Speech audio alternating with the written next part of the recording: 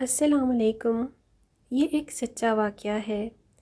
امی بیٹی دوڑتی ہوئی آئی اور اپنی ماں سے مخاطب ہوئی، کیا عید پر جانور قربان اسی لیے لوگ کرتے ہیں نا کہ ہم جیسے لوگ گوشت کھائیں، بریانی کھائیں اور دوسری ڈشز مزے کی بنا کر پیٹ بھر سکیں؟ اور یقیناً یہ میرے اللہ نے ہی لوگوں کو حکم دیا ہوگا کہ عید پر جانور قربان کرو اور ان لوگوں کو بھی گوشت بانٹو جو سارا سال گوشت نہیں کھا سکتے یا نہیں خرید سکتے۔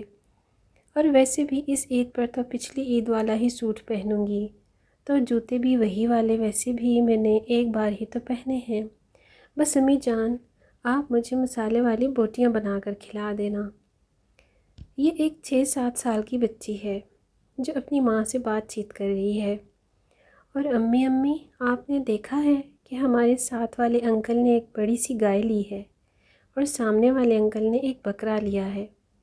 کل عید ہے نا، اس لیے وہ قربانی کر رہے ہیں۔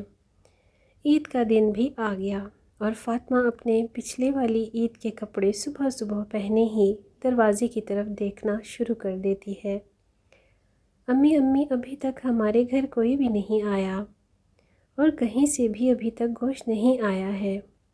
ماں نے اپنی بچی کو دلاسا دیتے ہوئے کہتی ہے، بیٹا ابھی تو سب لوگ مسجدوں میں ہوں گے، جب نماز پڑھ کے وہ واپس اپنے گھروں میں آئیں گے تب قربانی شروع ہوگی۔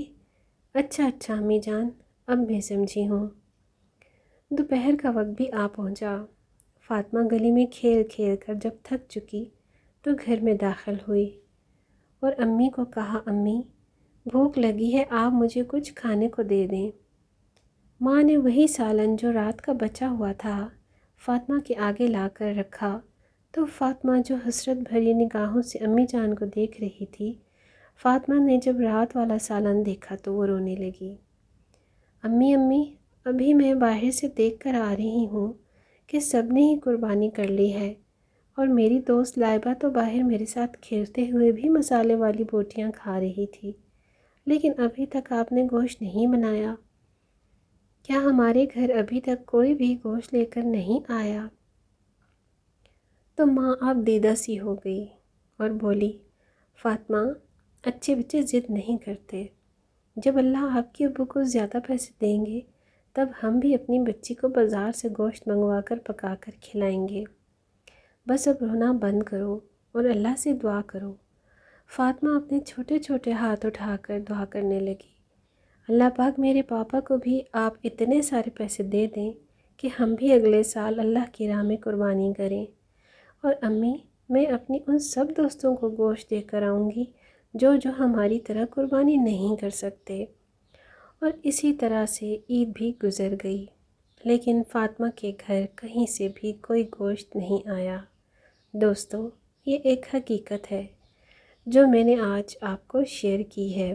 خدا را جب بھی آپ قربانی کریں یا قربانی کا گوشت بانٹیں تو اس وقت غریب لوگوں کو بھی ضرور یاد رکھا کریں، ان کو صرف ہڈیاں اور چیچڑے مت دیا کریں، اس میں کچھ بوٹیاں گوشت کی بھی شامل ہونی چاہیے، تاکہ جو لوگ سارا سال گوشت کو ترستے ہیں کم از کم عید والے دن تو پیٹ بھر کر ایک اچھی سی بوٹی کھا سکیں۔